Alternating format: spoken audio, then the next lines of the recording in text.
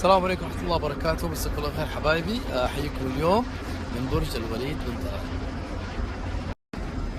وبناء على دعوة من مكتب الوليد بن طلال اليوم راح أعمل لكم تغطية عن برج جدة اللي كثير نعرفه باسم برج الوليد بن طلال. طبعا هذا الموكيت أو المجسم حق المشروع.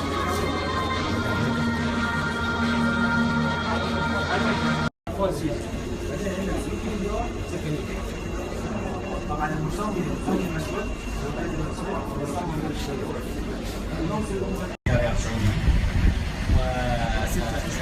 وثبتنا واكدنا دعم المشروع بشكل تام، ولا شك نحن المرحله الداخليه يكون موقع حقيقي بسأل عن الانعكاس الاقتصادي بالنسبه لهذا المشروع والانعكاسات الاقتصاديه اللي حتدخل لمدينه جده.